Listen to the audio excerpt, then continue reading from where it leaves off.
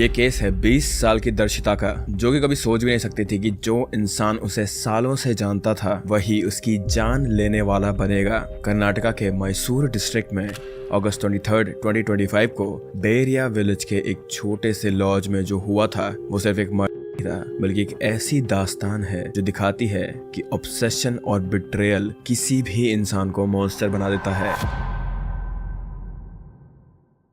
दर्शिता सिर्फ 20 साल की एक यंग वुमेन थी जो कि कर्नाटका के रूरल एरिया में रहती थी। उसकी लाइफ कॉम्प्लिकेटेड थी, वो मैरिड थी और उसका एक छोटा बच्चा भी था। Her husband he worked abroad trying to provide for her family, लेकिन दर्शिता का दिल कहीं और ही था because she liked someone else. And ये जो कंफ्यूजन था, ये जो उसकी लाइकनेस थी किसी और आदमी के लिए, ये उसकी जिंदगी में एक बहुत बड़ी डार्क लिस्ट लाने वाला था। नाउ दर्शिता की पर्सनैलिटी वैसे तो बहुत ज्यादा केयरिंग और इनोसेंट थी। जो लोग भी उसे जानते थे वो हमेशा यही कहते थे कि दर्शिता बहुत ही ज्यादा फैमिली ओरिएंटेड थी और वो अपने बच्चे की फ्यूचर को लेकर बहुत ही ज्यादा कंसर्न रहती थी। उसके चेहरे पे हमेशा एक स्माइल रहती थी, लेकिन अंदर से वो हमेशा कंफ्यूज थी अपनी रिलेशनशिप को लेकर। वो चाहती थी स्टेबिलिटी, पीस और अपने बच्चे के लिए एक बेटर फ्यूचर। पर दर्शिता के फेथ में कुछ और ही लिखा था और यहाँ एंटर होता है सिद्धाराजू, जो दर्शिता का डिस्टेंट रिलेटिव था।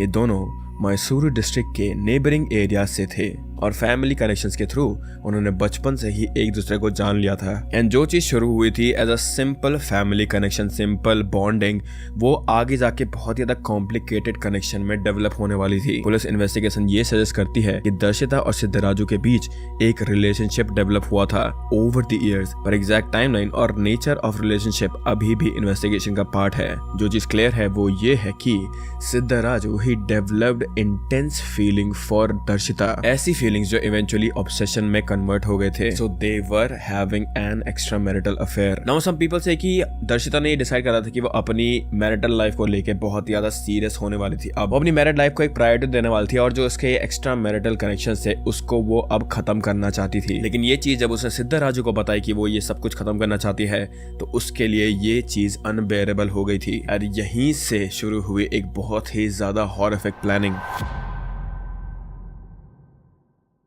सिद्धाराजू was a young man from the same district और वो आउटवर्डली नॉर्मल दिखता था। वो हार्डवेयर रिलेटेड काम में इन्वॉल्व था जो कि लेटर प्रूव होगा crucial for this plan. Family और नेबर्स के अकॉर्डिंग वो एक जनरली बहुत ज्यादा क्वाइट टाइप का इंसान था, पर रिसेंटली लोगों ने उसके अंदर कुछ चेंजेस नोटिस करे थे तो वो बहुत ज्यादा खुश रहने लगा था और वो लोगों से बात भी करने लगा था। पर जब वो दर्शिता से ऑब्सेस था और जब उसे ये चीज रियलाइज हुआ कि दर्शिता अब अपनी मैरिटल लाइफ को ज्यादा प्रायोरिटी देगी और वो उससे डिस्टेंस बना रही है अब, तो ये रिजेक्शन उसके लिए बहुत ही ज्यादा डेविस्टेटिंग था। Instead of accepting this situation उसने डिसाइड किया कि अगर वो उसकी नहीं हो सकती तो वो किसी की भी नहीं हो सकती। और यहाँ से ही सिद्धाराजू ने अपना डार्केस्ट प्लान बनाना शुरू करा था और अपना हार्डवेयर नॉलेज को यूज करके उसने प्रिपेयर किया एक ऐसा वेपन जिससे वो इस केस में ये दिखाना चाहता था कि ये एक एक्सीडेंटल डेथ है।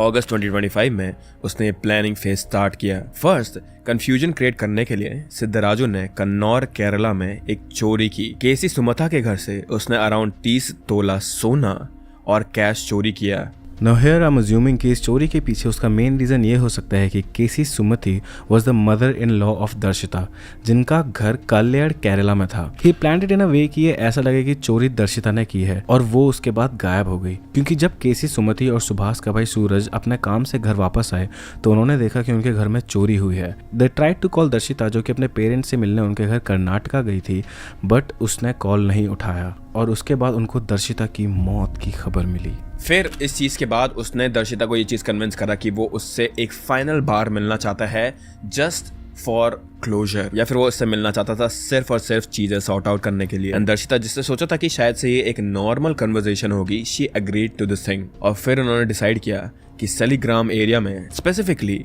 भेरिया विलेज में एक लॉज में वो मिलेंगे। और मेक दिस थिंग क्लियर है कि एग्जैक्टली अभी पुलिस को भी नहीं पता है कि इन दोनों का ये प्लान बना कैसे था, पर जितने भी यहाँ पे स्पेकुलेशन आए हैं और जितने भी लोकल लोगों ने अपनी स्टेटमेंट्स दी है उनसे यही चीज डिराइव होती है अभी तक। तो दर्शिता थॉट कि यहाँ पे ये सिर्फ बातें करेंगे, बट ये मीटिंग बिल्कुल भी नॉर्मल नहीं थी बिकॉज सिद्धाराजू ही was already prepared. Sources suggest करते हैं कि उसने एक एक्सप्लोसिव डिवाइस रेडी कर रखा था। हार्डवेयर नॉलेज से वो ये जानता था कि एग्जैक्टली ये डेडली वेपन बनाया कैसे जाता है और मोस्ट इम्पोर्टेंटली कैसे स्टेज किया जाएगा कि ये एक एक्सीडेंट है। अगस्त 23, 2025 को जब दर्शिता अपने बच्चे को घर छोड़कर लॉज जाने निकली तो वो ये सोच रही थी कि ये बस एक फाइनल कन्वर्सेशन होगा इन दोनों के बीच में और आज सब कुछ खत्म हो जाएगा। बट एट 2:45 PM भेरिया विलेज के लॉज में जो हुआ वो डिस्क्राइब करना मुश्किल है। पुलिस इन्वेस्टिगेशन के अकॉर्डिंग इन दोनों के बीच में पहले सच में थोड़ी सी कन्वर्सेशन हुई थी, लेकिन फिर चीजें बहुत ही ज्यादा एस्केलेट हो गई थी और अब वो वायलेंट बन गई थी। इन्वेस्टिगेशन रिवील करती है कि सिद्धराजू ने पहले दर्शिता को फिजिकली ओवरपावर किया। उसने उसके हैंड्स रिस्ट्रेन करे ताकि वो रेजिस्ट ना कर सके। फिर जो हुआ, police describe it as explosive device force into victims mouth. ये सुनने में ही कितना ज्यादा डरावना लग रहा है। सोचो कि सिद्धराजू जिसने प्लान बनाया वो कितना ज्यादा डरावना होगा। Different sources mention different technical details. Some say chemical powders, other mention detonator या फिर गिलोटिन स्टिक लाइक सब्सटेंसेस। जो चीज यहाँ पर क्लियर है from forensic reports that is that कि वहां पे एक इंस्टेंट एक्सप्लोजन हुआ था जो कि इमीडिएट डेथ का कारण था और दर्शिता की डेथ वहीं पे ऑन द स्पॉट हो गई थी। पर ये करने के बाद भी सिद्धराजू का प्लान अभी पूरा कंप्लीट नहीं हुआ था। ऐसा करने के बाद उसने इस क्राइम सीन को पूरा का पूरा मैनिपुलेट करा ताकि ये एक एक्सीडेंट लगे। उसने वहां से रोप्स रिमूव करे, पोजीशन चेंज करे और फिर लॉज स्टाफ के सामने जाके ही जस्ट स्टार्टेड शाउटिंग कि यहाँ पे एक फोन ब्लास्ट हुआ है। पर जो लॉज स्टाफ था उसने वहाँ पे क्राइम सीन देखकर उससे भी बहुत ज्यादा सस्पिशन हुआ था क्योंकि मोबाइल का ब्लास्ट इतना बड़ा इम्पैक्ट नहीं दे सकता था। The injuries did not match the typical phone blast की चीज, तो इसीलिए स्टाफ ने तुरंत पुलिस को कॉल कर दिया था वहां पर। और जब पुलिस वहां आई भी तब भी सिद्धराजू यही चीज बोलता रहा कि सर ये एक एक्सीडेंट था, यहाँ पे एक फोन फटा था। लेकिन एक्सपीरियंस क्राइम इन्वेस्टिगेटर्स जो होते हैं उन्हें वहां पे आते ही सीधा पता चल गया था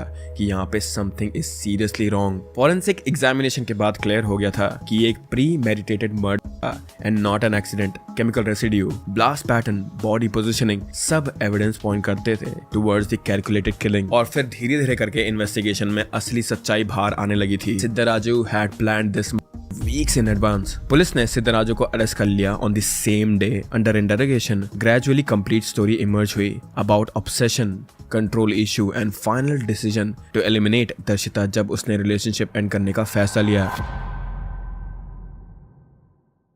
नाउ जब दर्शिता की फैमिली को इस चीज के बारे में पता चला कि उनकी बेटी को किस हालत में मारा गया था तो उनका रिएक्शन बहुत ही ज्यादा हार्ट ब्रेकिंग था। उसका हस्बैंड जो अब्रॉड में काम करता था उससे पहले यही कहा गया कि your wife died in an accident. लेकिन जब उसे सब कुछ पता चला कि दर्शिता उसके पीठ पीछे क्या कर रही थी और उसे कैसे मारा गया, वो बिल्कुल बोल भी नहीं पा रहा था। और एक छोटा बच्चा जो सिर्फ 2-3 साल का था वो अब बिना माँ के रहेगा पूरी जिंदगी भर। दर्शिता के पेरेंट्स और उसके जितने भी रिलेटिव्स हैं वो अभी भी इस चीज को एक्सेप्ट नहीं कर पा रहे हैं कि उनकी बेटी की मौत इतनी हॉरिफाइंग वे में हुई थी। फैमिली मेंबर्स ने ये भी कहा है कि अगर उन्हें पहले से ही इस रिलेशनशिप की पूरी पिक्चर पता होती तो शायद से दर्शिता के साथ ये होता ही नहीं। पर now it's too late for anything. Community में इस पूरे के पूरे केस को लेकर बहुत ही ज्यादा शॉक वेव टाइप की हो गई है क्योंकि they always saw her as a good person. किसी ने भी ये चीज एक्सपेक्ट नहीं करा था कि दर्शिता एक तो पहला ऐसा काम करेगी, दूसरी चीज उसके साथ ऐसी चीज होगी। नाउ करंट स्टेटस के अकॉर्डिंग सिद्धराजू पुलिस कस्टडी में है और केस कोर्ट प्रोसीडिंग्स के लिए प्रिपेयर हो रहा है। मल्टीपल सीरियस चार्जेस फेस कर रहा है वो, जैसे कि